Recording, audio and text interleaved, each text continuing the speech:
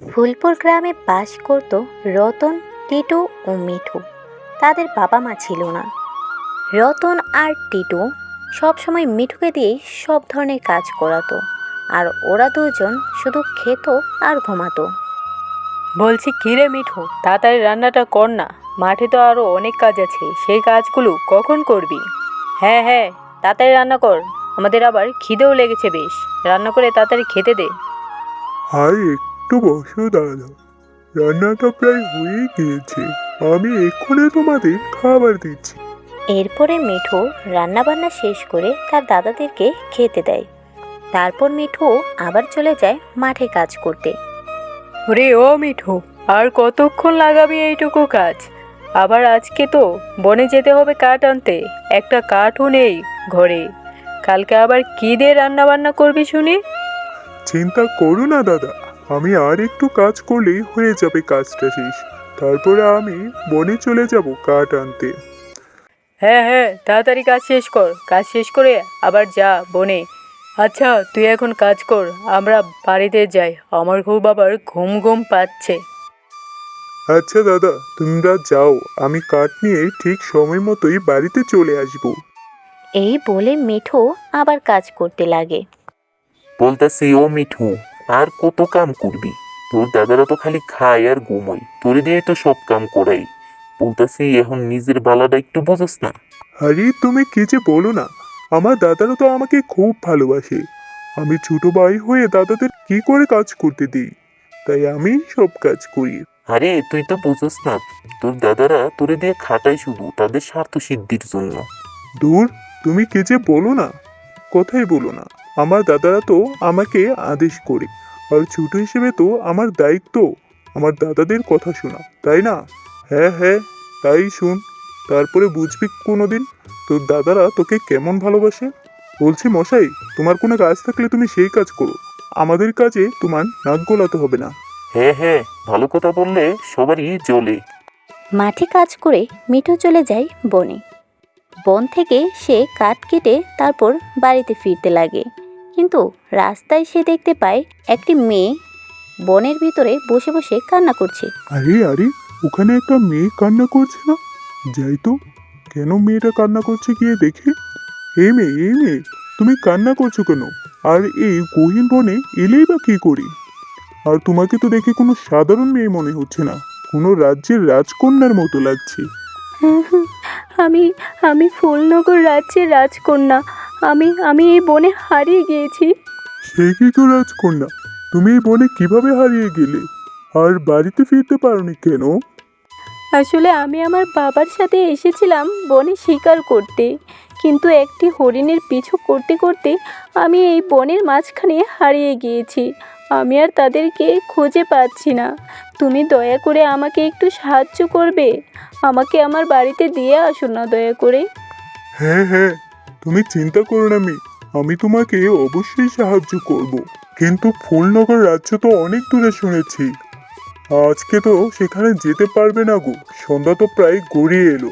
তুমি চলো, আজকে রাতটা আমার সাথে আমাদের বাড়িতে থাকবে, কাল সকালেই আমি তোমাকে তোমার রাজ্যে ফিরিয়ে দিয়ে আসবো।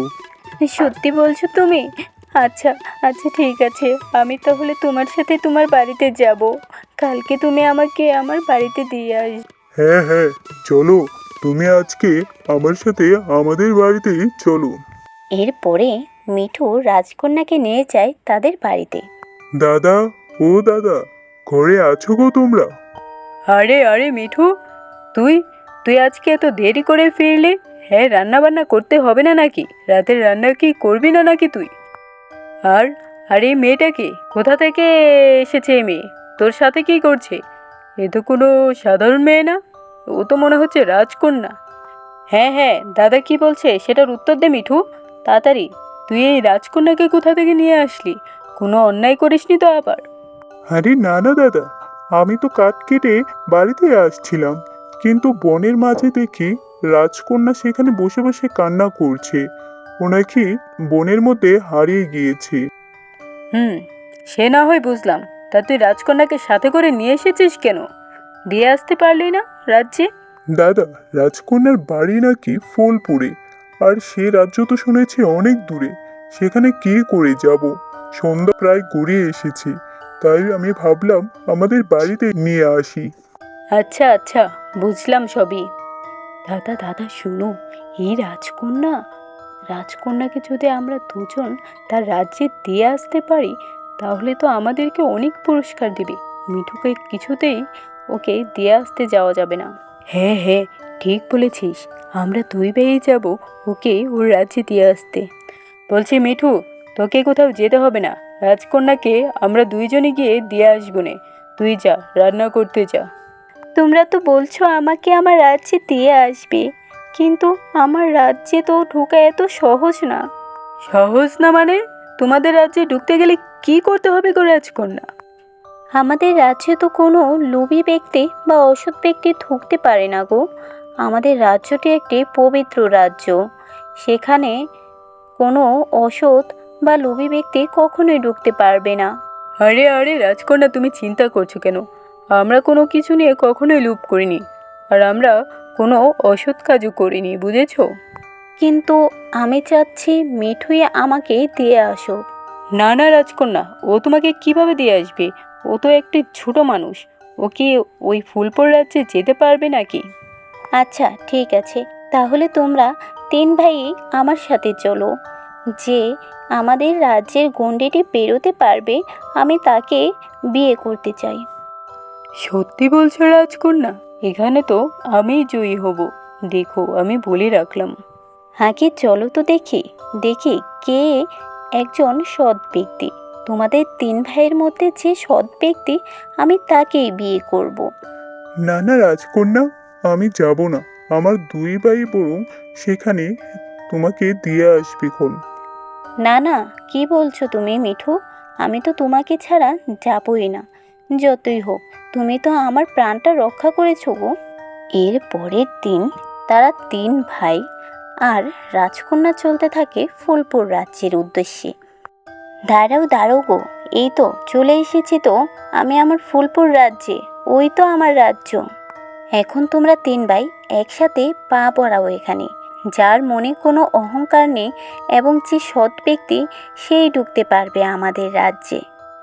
এরপরে তারা তিন ভাই একসাথে পা বাড়ায় রাজ্যের উদ্দেশ্যে। কিন্তু মিঠুর বড় ভাইরা তো ছিল খুবই লোভী আর অসৎ ব্যক্তি, কারণ তারা মিঠুকে দিয়ে সব ধরনের কাজ করাতো।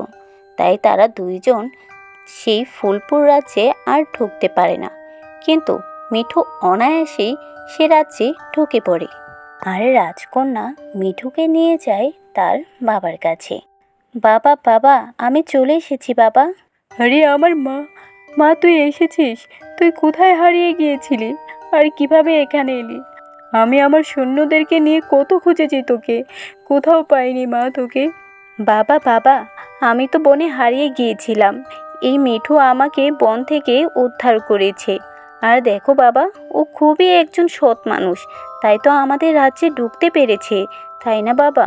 আমি ওকে বিয়ে করতে চাই বাবা। হ্যাঁ, তাই তো দেখছি। আমাদের রাজ্যে তো বহুদিন কোনো সৎ মানুষের পা পড়ে না।